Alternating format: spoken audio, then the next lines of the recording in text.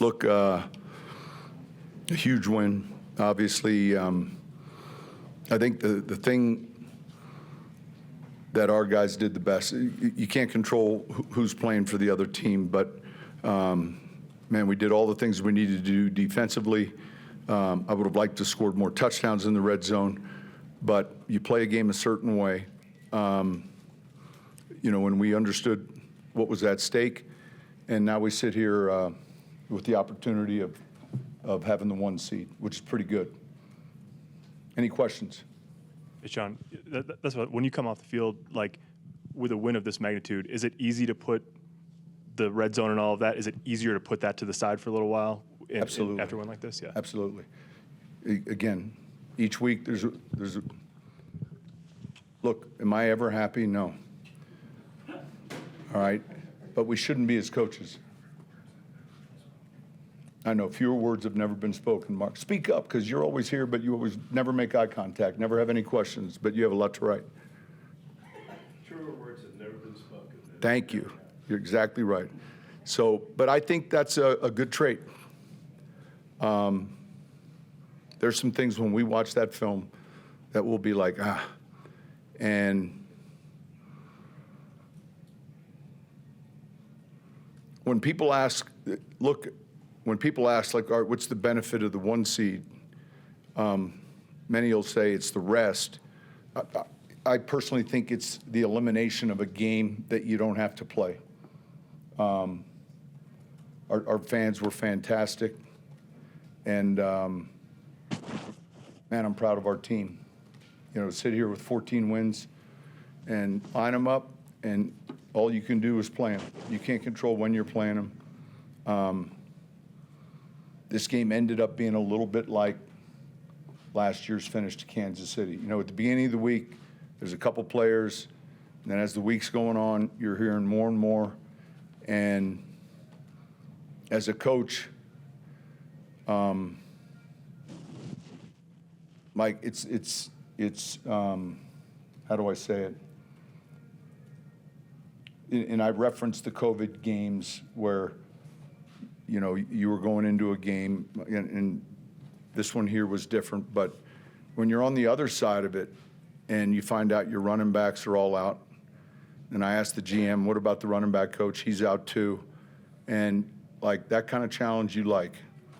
But it's the ones when they're the opposite where you feel like you have everything to lose and nothing to gain. But we had a lot to gain tonight. And to be able to host the divisional round is significant. Yeah, we got to clean some things up, and we will. We'll be ready. Any other questions? To your left, you've talked before about one of your favorite things about success is sharing it with the guys in that locker room. For the guys that, especially guys like Cortland Garrett that have been here a long time, what's it like to share the 1 seed, the division champ? It's because you look around and I started trying to think, all right, how many times, and you lose track maybe, I think 3 or 4, but it's new territory for a lot of players. And so you lean on Funga and Greenlaw, and you lean on some of these guys that have been in this, not just the playoffs. We've been in the playoffs, but it's significant. And the reason is you can see the light. Two home wins, and that's exciting. It's why you do all of it. It's why you work late hours. It's why the players train and lift, and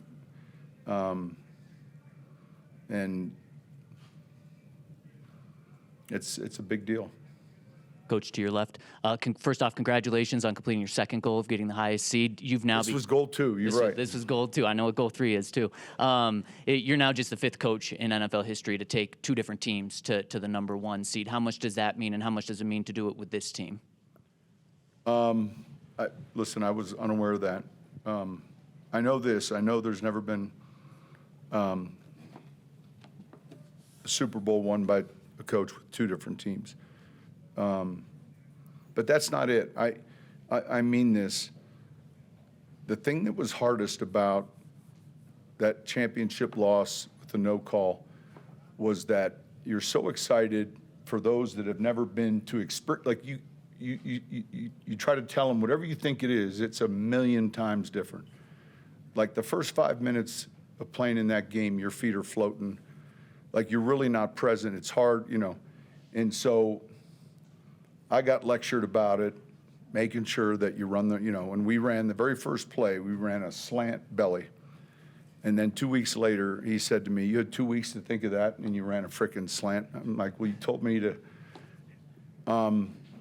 But I think it's like anytime you want someone to see a movie or go to a restaurant or experience something, that's the thing that was so difficult getting that close. And guys like Mike Westhoff who've done it, he's 70-some years old. I mean, there's so many great players in our league that have never even been to one.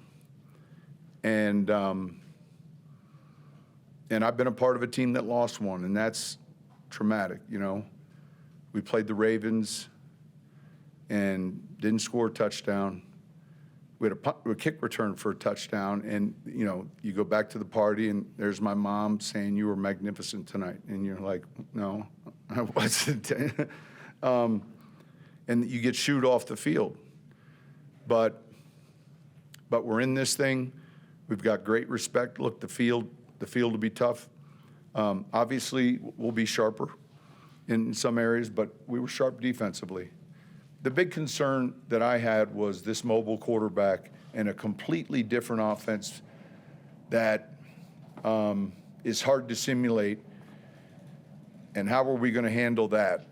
And I thought we handled that well. I thought Bo was pressured a handful of times. We'll look at the film, and you know, we had our opportunities, and you know, certainly I wasn't as sharp as I wanted to be, and yet the whole time you're calling that game, you're paying attention to what's going on the other side of the field.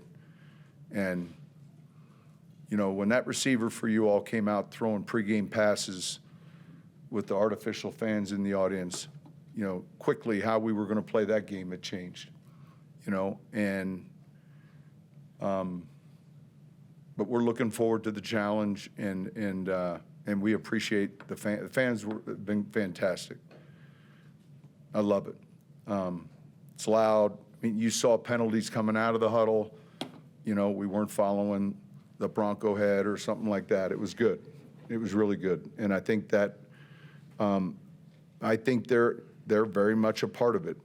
I mean, they obviously are. What else? Yeah, Sean, you had talked about wanting to get some takeaways. If you could talk about the impact of Jaquan's TD. Yeah. And Benito also had a strip sack So as score well. on defense, 88% winner. Same thing in the kicking game. And it was funny that came up because at some point I said, look, we keep talking about the takeaways. Some of these elite defenses score. And so we kind of gave them the information, and I think I mentioned this to you all.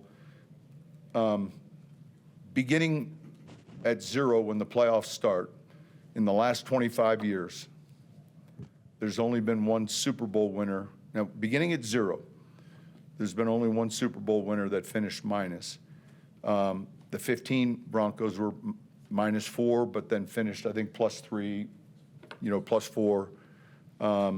And so you don't get a chance to clean the slate often, but 25 years and only one team, and I've told you the story about the Vikings championship game. They had 580 yards. We had 279. If you watch that game, every time Peterson touched the ball, it was a gain of 8, a gain of 9. 580 to 279, 5 turnovers. And now stay with me. We were +5, and it went into overtime. And so if you watch that game, this statistic at this stage is because it's sudden death. It's not a best of 7. It's not a bust. You lose a game if you're not being smart with the ball. But if you take it away, and tonight was a great example of that. And we talked about it starting tonight. And so it has to be intentional. relative to punching the ball out. That has to be intentional. I thought we rushed the quarterback well and kind of kept him where we wanted him. Look, I would say that one of the key plays of the game was Jaquan's touchdown. Hey, Sean, a two-parter. One is, how do you treat the bye that you've earned? So this differently than the bye during the season. There'll be a break, but then we'll come back and have some joint practices prior to the weekend, get the opponent, and then back in Monday. So that's different than the normal bye. And the weight room, training room will be open.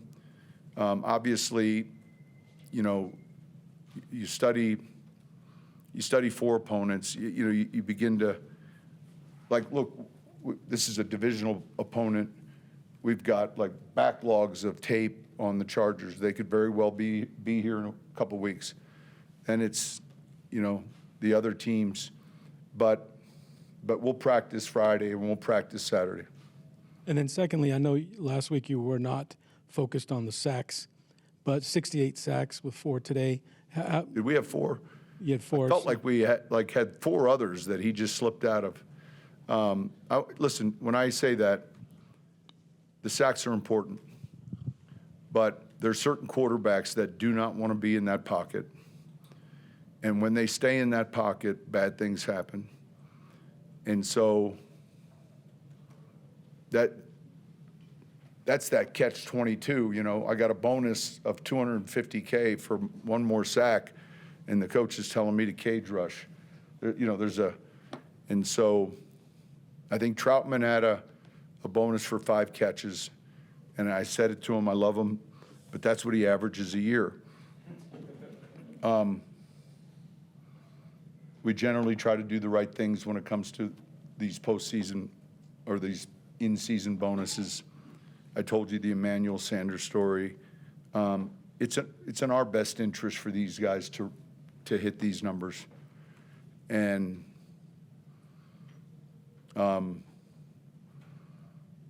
we want to see them do that, and so we rushed him well tonight. You know, he was uncomfortable, and I think the interception was a great example of zone coverage, him in a place that he's not wanting to be. You know, because sometimes, look, when I came out of high school playing, I was always a sprint out. It took me 2 years to figure out how to stay in the pocket, and it's an uncomfortable place at first.